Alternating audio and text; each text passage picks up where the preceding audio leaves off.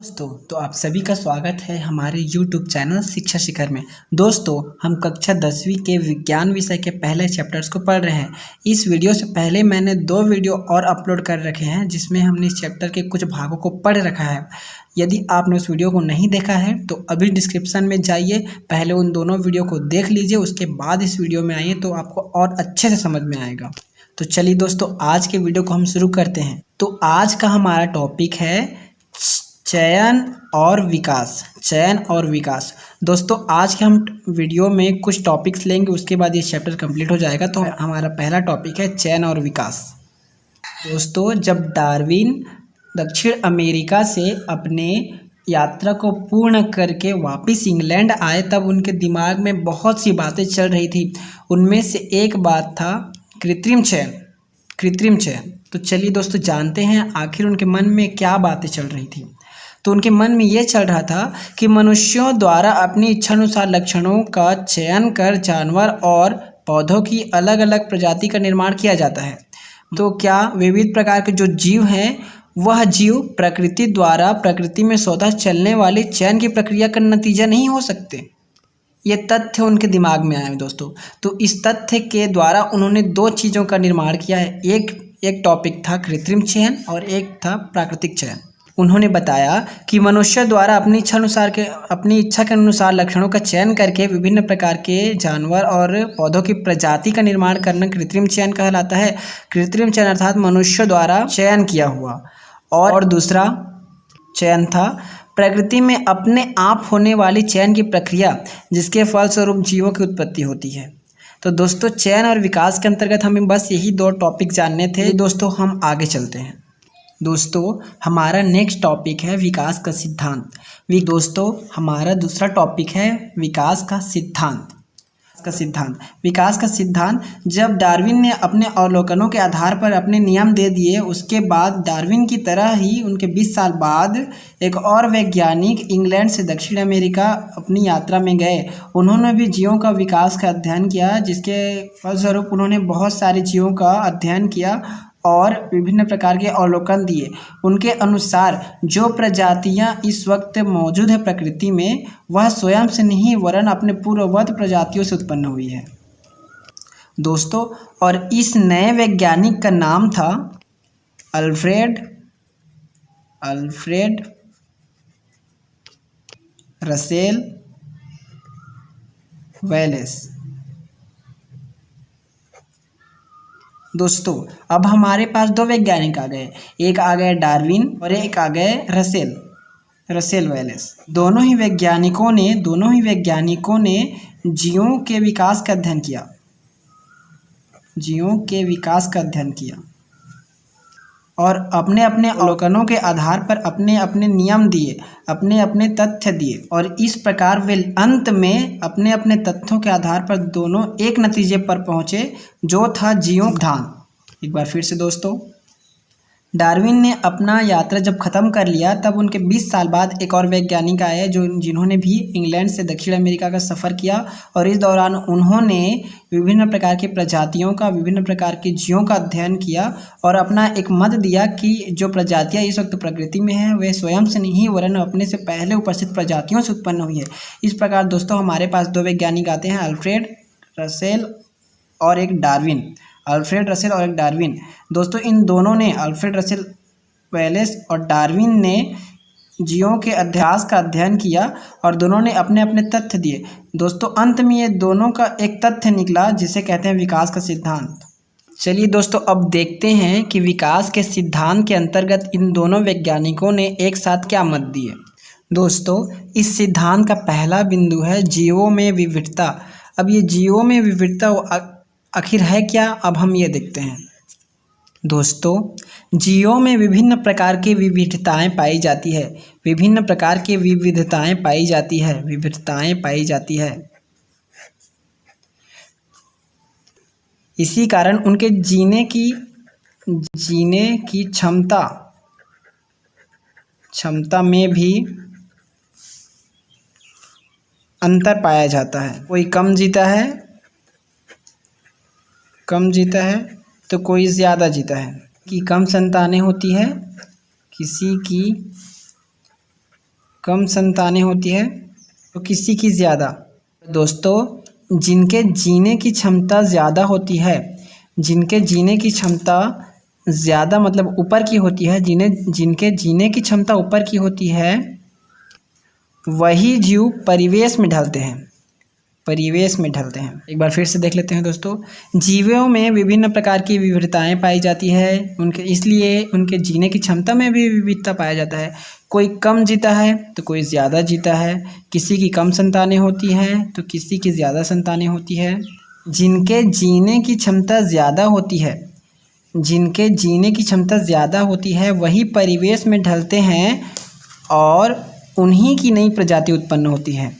जीवों में विविधता पाई जाती है, जिसके कारण उनके जीने की क्षमता में भी थोड़े बहुत अंतर पाए जाते हैं। कोई कम जीता है, कोई ज़्यादा जीता है, किसी की कम संतानें होती हैं, किसी की ज़्यादा संतानें होती हैं।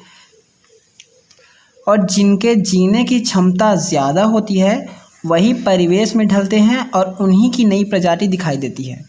तो दोस्तों ये था जीवों में विविधता, पहला टॉपिक। अब हम चल रहे हैं दूसरे टॉपिक की ओर। दोस्तों तो हमारा दूसरा टॉपिक है प्रजाति की उत्पत्ति। दोस्तों प्रजाति की उत्पत्ति, अब मैंने इससे पहले बताया था कि वेलेस ने क्या कहा। वेलेस ने ये बताया कि जो विश्व में मौजूद प्रजातियां हैं वे एक ही झटके में ना आकर अपने से पूर्व उत्पन्न हुई प्रजातियों से उत्पन्न हुई हैं। एक बार फिर से देखते हैं दोस्तों। विश्व में उपस्थित प्रजाति एक ही झटके में न उत्पन्न होकर पहले से उपस्थित प्रजाति से उत्पन्न हुई है। विश्व में जो प्रजातियां उपस्थित है वो एक ही झटके में न उत्पन्न होकर पहले से उपस्थित प्रजातियों से उत्पन्न हुई है। जैसे दोस्तों अगर हम उदाहरण लें तो जो गाय है, क्या गाय एक ही झटके में इस विश्व में आ गई होगी? नहीं, गाय अपने से पहले जो गाय था उनसे उत्पन्न हुई है, अर्थात अपनी जो प्रजाति थी पहले से मौजूद, उनकी जो प्रजाति थी गाय, उनसे उत्पन्न हुई है, जो हमारे सामने अभी है। तो दोस्तों ये था प्रजाति की उत्पत्ति, जो एक ही झटके में ना उत्पन्न होकर पहले से मौजूद प्रजातियों से उत्पन्न होती है। ये था दूसरा पॉइंट। तो दोस्तों हमारा तीसरा टॉपिक है विकास की प्रक्रिया।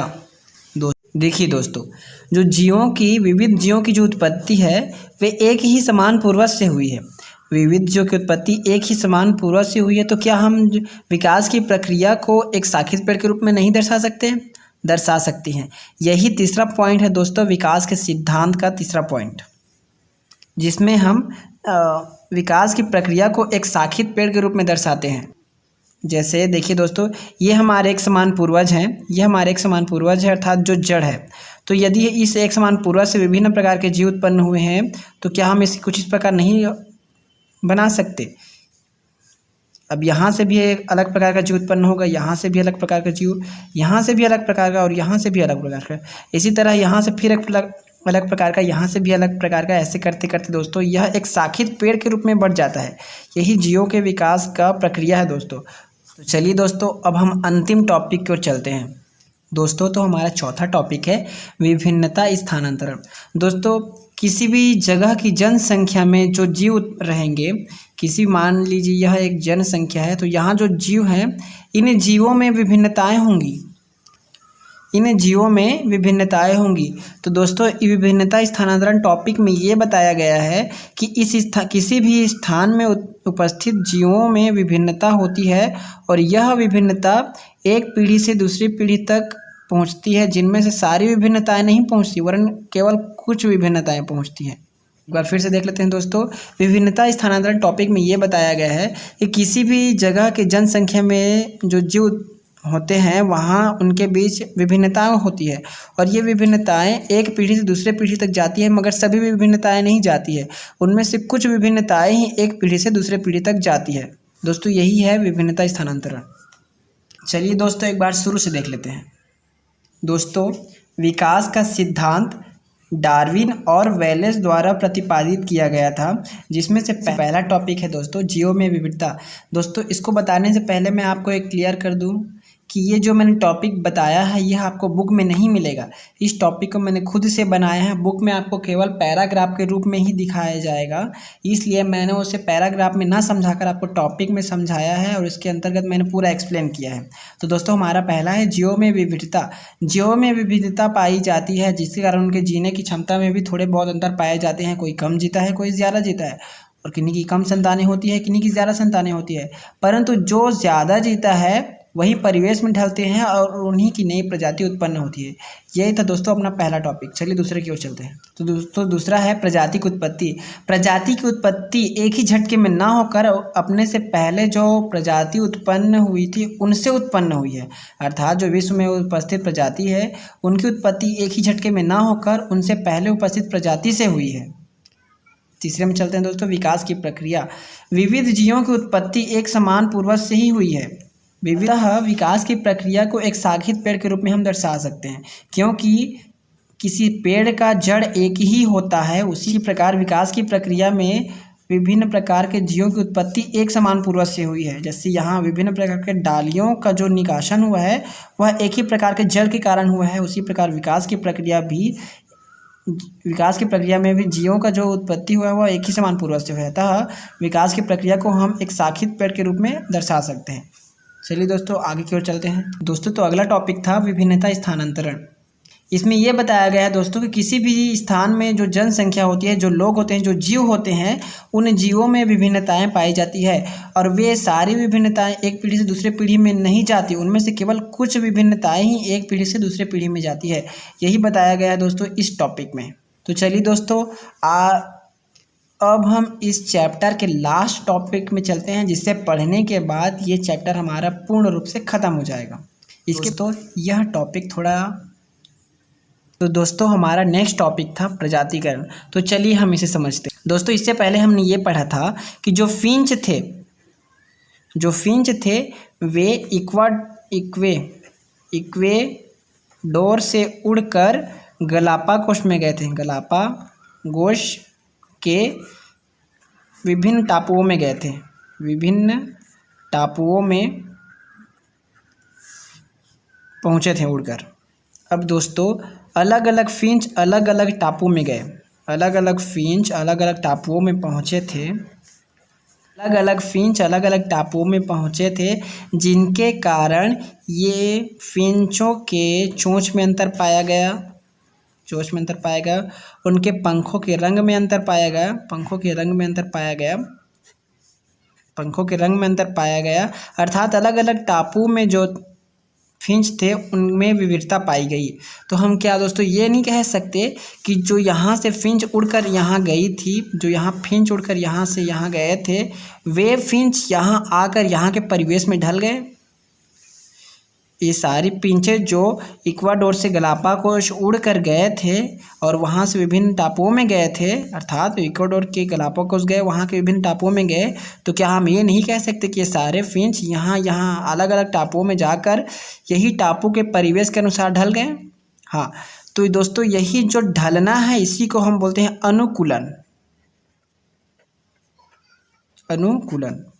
तो क्वेश्चन आ सकता है एग्जाम में कि अनुकूलन किसे कहते हैं, समझाइए। तो समय के साथ परिवेश में ढल जाना अनुकूलन कहलाता है। दोस्तों जब वे अपने अपने आवास में ढल गए, जब अपने अपने परिवेश में जब ये सारे फिंचे ढल गए, तब इनमें काफ़ी विविधताएं आ गई। तब इन सारे फिंचों में काफ़ी विविधताएं आ गई, जिनके कारण ये एक दूसरे से लैंगिक प्रजनन करने में समर्थ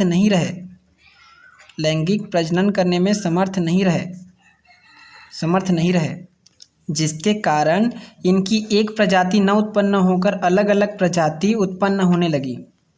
तो दोस्तों हम इसे क्या ये नहीं बोल सकते कि जीवों में विविधता होने के कारण अलग अलग प्रजातियों का निर्माण हुआ?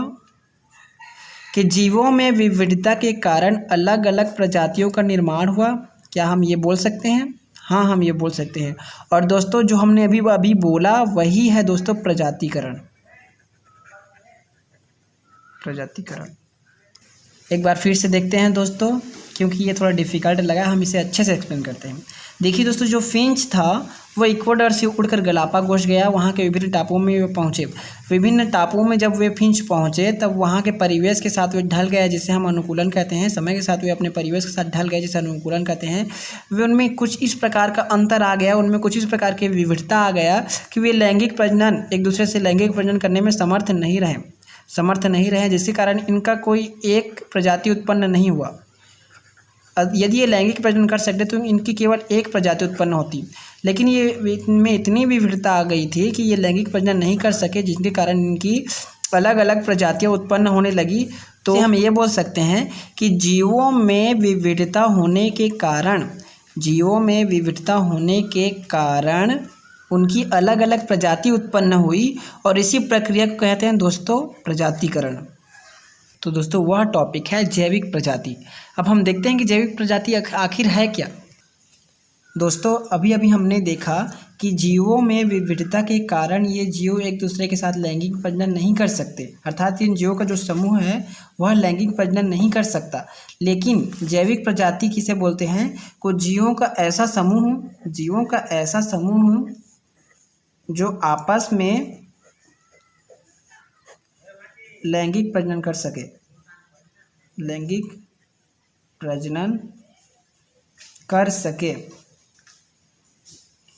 जैविक प्रजाति कहलाता है। इसके जस्ट विपरीत इसमें क्या किया, इसमें अलग अलग समूह के जीव जिनमें विभिन्नता पाई गई, जिसके कारण ये लैंगिक प्रजनन नहीं कर सके, जिसके कारण इनकी अलग अलग प्रजाति उत्पन्न हुई। उसके जस्ट विपरीत जैविक प्रजाति में क्या होता है, जो जीवों का समूह होता है वे आपस में लैंगिक प्रजनन कर सकते हैं, उसी को हम लोग बोलते हैं जैविक प्रजाति। तो दोस्तों इस प्रकार हमारा यह पहला चैप्टर कंप्लीट हो गया। अब हम दोस्तों 5 मिनट में इस चैप्टर को पूरा रिवाइज करते हैं कि हमने इस चैप्टर में क्या देखा, क्या पढ़ा और कौन सा क्वेश्चन एग्ज़ाम में आने के लिए बहुत इंपॉर्टेंट है। तो दोस्तों हमने इस चैप्टर में सबसे पहले ये देखा कि कैसे जो पुराने समय में बड़े बड़े जीव थे वे विलुप्त हो गए और उनके स्थान पर नए जीव आ गए। उसके बाद दोस्तों हमने देखा कि जीवों के आवास का उनके विकास में क्या प्रभाव पड़ता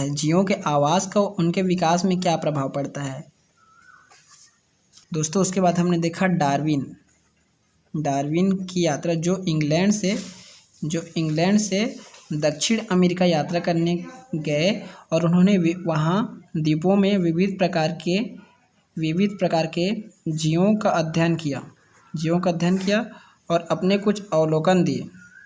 उसके बाद दोस्तों हमने देखा कि डार्विन गलापागोस गए और वहाँ उन्होंने विभिन्न प्रकार के जीवों का अध्ययन किया, और अध्ययन करने के बाद दोस्तों तथ्य दिया कि पहले वाले वर्मी और अभी वाले वर्मी में बहुत अंतर है, जिससे ये साबित होता है कि पहले वाले जीव और अब वाले जीव में काफ़ी विविधता है। उसके बाद दोस्तों हमने रसेल वैलेस को देखा, जो डार्विन के अवलोकन देने के 20 साल बाद इंग्लैंड से ही दक्षिण अमेरिका के लिए ऐसी यात्रा करने के लिए गए, जहां उन्होंने विभिन्न प्रकार के जीवों का अध्ययन किया और डार्विन के अवलोकनों से अपने अवलोकनों को मिलाकर एक सिद्धांत दिया, जिसे कहा जाता है विकास का सिद्धांत। दोस्तों इससे पहले हमने क्या देखा था, हमने इससे पहले प्राकृतिक चयन और कृत्रिम चयन देखा था। फिर इसके बाद दोस्तों हमने देखा प्रजातिकरण के बाद दोस्तों हमने देखा जैविक प्रजाति। तो दोस्तों इस प्रकार यहाँ से लेकर यहाँ तक मैंने बहुत अच्छे से एक्सप्लेन किया है पूरे तीनों वीडियो में। यदि आपको कहीं पर भी अच्छे से समझ नहीं आता तो आप मुझे कमेंट बॉक्स में बता सकते हैं। उम्मीद है मेरा यह पहला चैप्टर का एक्सप्लेनेशन आपको अच्छे से समझ में आया होगा। तो आज के लिए बस इतना ही दोस्तों, जल्द ही हम दूसरे चैप्टर को स्टार्ट करेंगे। तब तक के लिए पढ़ाई करते रहिए। धन्यवाद।